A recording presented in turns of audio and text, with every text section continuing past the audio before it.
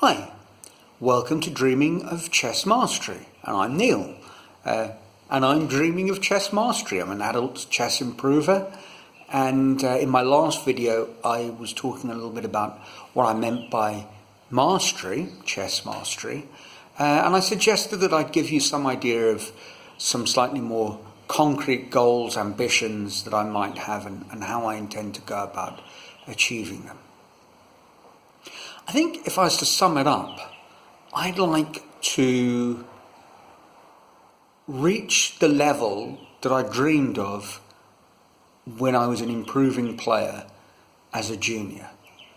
Now, of course, I say that, and before I go any further, I'm aware that there are all sorts of things standing in my way, inhibiting factors, not least of which is what toll my advanced years, I'm an old man, but I'm 54, to what extent that will prevent me achieving my goals. But equally, I'm aware that whereas as a junior I might have lacked for the possibility of playing against people, the internet solved that problem. As a junior, I had little in the way of coaching or mentoring for a variety of reasons, but one was the place where I grew up. There just weren't that many opportunities. And now we have that again online, a vast array of possibilities. And there is all sorts of software and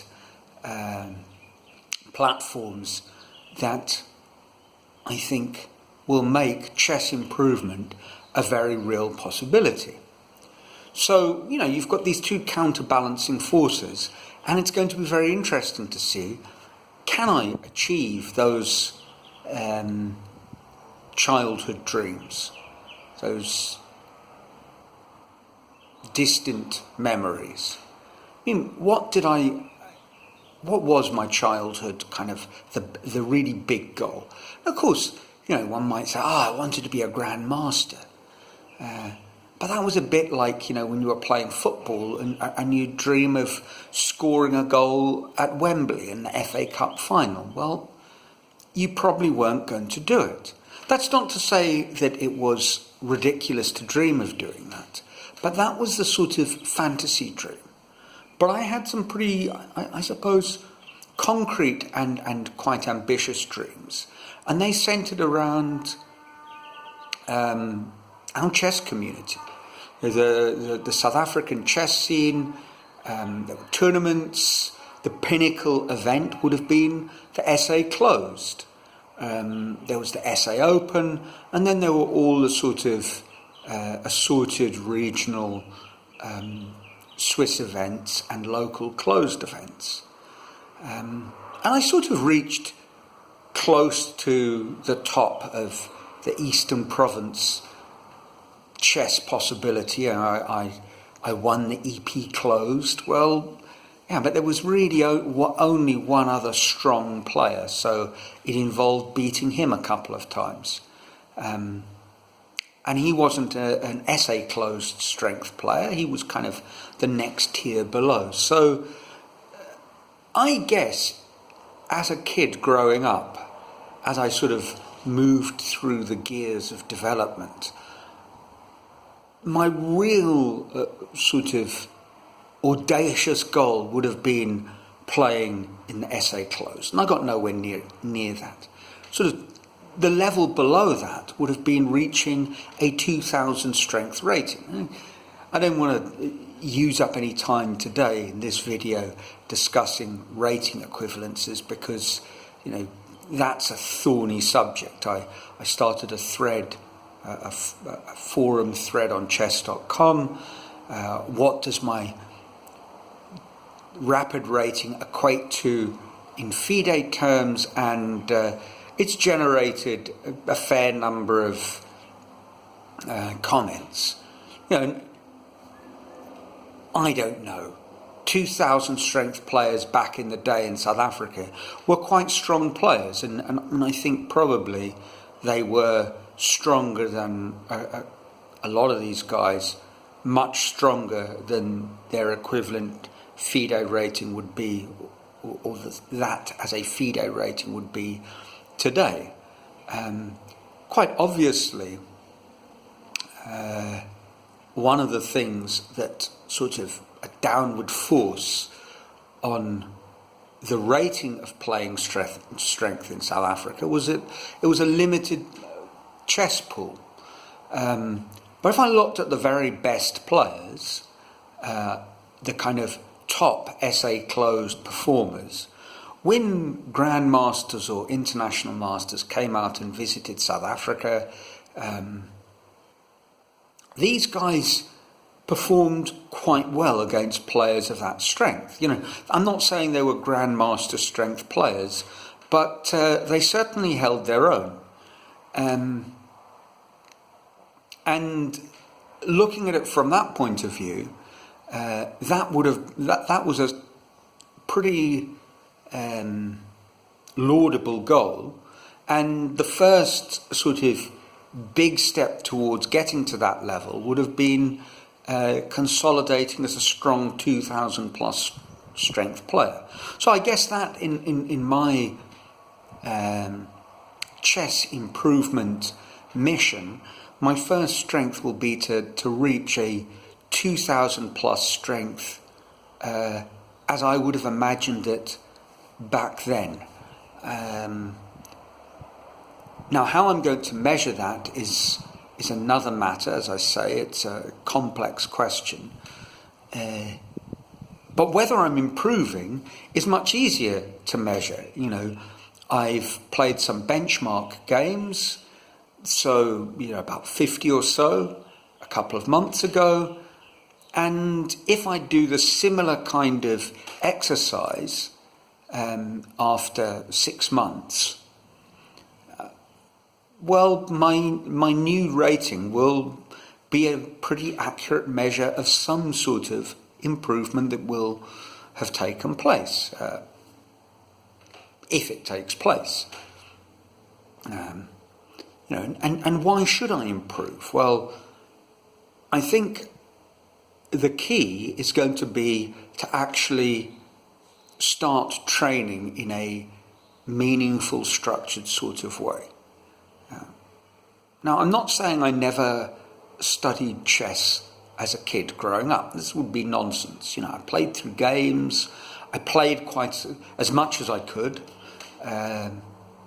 against the available opposition on any given sort of occasion, whether it was open Swisses or the national schools chess tournaments or our local club tournaments. And obviously some improvement was generated by playing stronger players and discussing the game with them.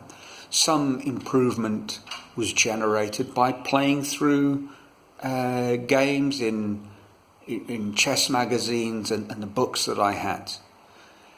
But if I'm really honest, I never studied in the sort of constructive, planned way that I think was necessary or is necessary to make meaningful improvement. I'm going to talk about this a lot as the months roll by.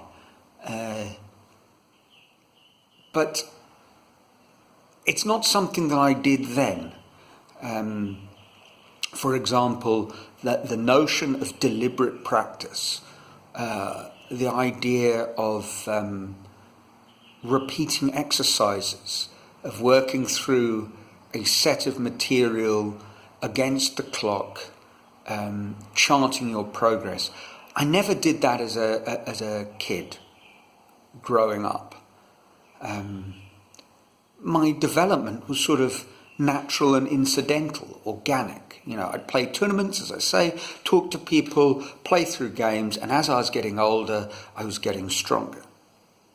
When I moved to England, I did make an attempt a couple of times to improve. On one occasion, I'd bought Lifshitz's Test Your Chess IQ book. I can't remember which one or how many of the series, and I attempted over a period of a week, when I was kind of stuck in a house I'd moved into, waiting for a job to start without any money. I played through the puzzles in that in a structured sort of way, with a training mindset.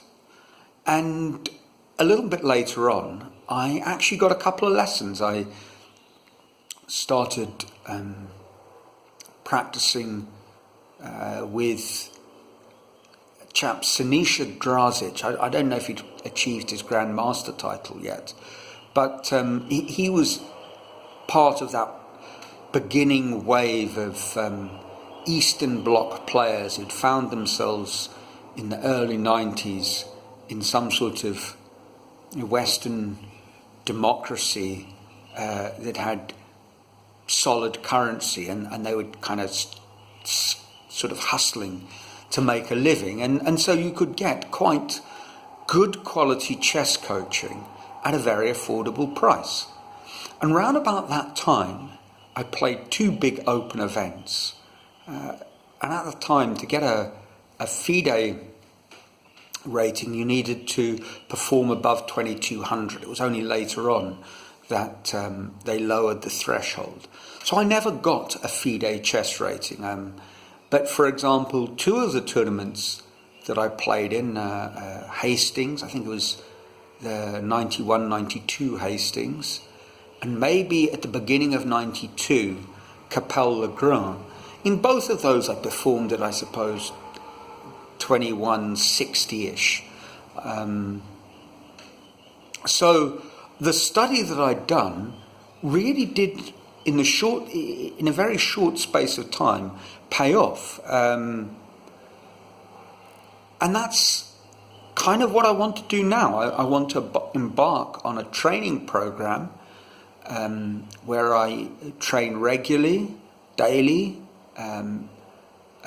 targeting things that I believe will generate significant improvement, and let's see what happens. Now, I'm together with this YouTube channel. I'm blogging a little bit on chess.com. It'd be great if you are a chess.com user, check me out there. DreamLearnB is my moniker, my avatar, or whatever you call it, my name on chess.com.